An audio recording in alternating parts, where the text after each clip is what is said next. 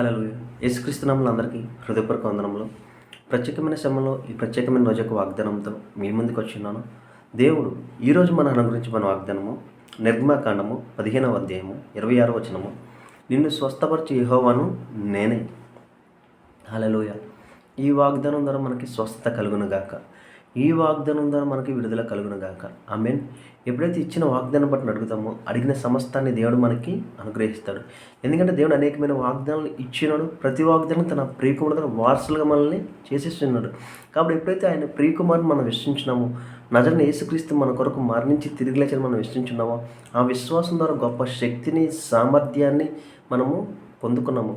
మనం ఏం పొందుకున్నామో మనం గ్రహించుకుంటూ ఉంటే ప్రతి దాంట్లో దేవుడు మనకి విజయాన్ని కలుగజేస్తాడు. మరణాన్ని కూడా తిరిగి లేచినవాడు నజరేయుడైన యేసుక్రీస్తు. మన కొరకు మరణించి మరలా మన కొరకు ఉదయించినవాడు నజరేయుడైన యేసుక్రీస్తు.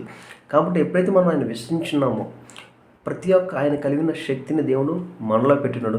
కాబట్టి ఈ రోజు నీకు ఏది అసాధ్యము కాదు, సమస్తము క్రీస్తు ద్వారా నీకు సాధ్యమే. కాబట్టి ఈరోజు ఈ వాగ్దానం తీసుకుని ప్రార్థిద్దాము.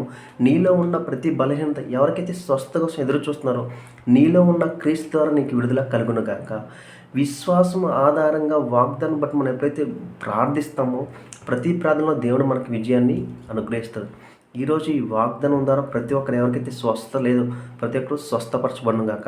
తల దగ్గర నుండి అరికాల వరకు ఏదైతే ఇబ్బంది పడుచున్నారో కొన్ని సంవత్సరాల నుండి, కొన్ని నెలల నుండి, కొన్ని రోజుల నుండి ఏదైతే బయటికి రాలేక ఇబ్బంది పడుతున్నారో ఆ బలహీనత నుండి దేవుడు ఈరోజు మీకు విడుదల కలగజేయను గాక.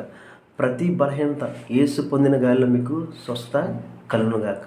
ఆమేన్. ప్రార్థించుకుందామా. స్తోత్ర మహోన్నతమైన దేవ నీకే వందనాలు స్తోత్రాలు చెల్లించుకున్నాం తండ్రి. ఇచ్చిన వాగ్దానం బట్టి నీకే కోట్ల స్తోత్రాలు చెల్లించుకున్నాం. ఈ వీడియో చూస్తున్న ప్రతి ఒక్కరి నుండి స్వస్థపరచబడునుగా కానీ ప్రవచిస్తాం తండ్రి. తన దగ్గర నుండి అరికల ప్రతి అవయం ముట్టి స్వస్థపరచబడునుగా కానీ ప్రవచిస్తుంది. ప్రతి ప్రయాణాలను మీరే తోడే నడిపించండి. ఎండిన ఎముకల్లో జీవం కలగజేసిన దేవా ప్రతి బలహీన శరీరం తండ్రి బలంగా మారునుగా కానీ ప్రవచిస్తుందండి.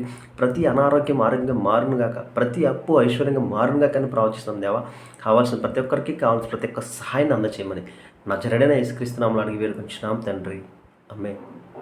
అందరికీ హృదయపూర్వక వందనములు.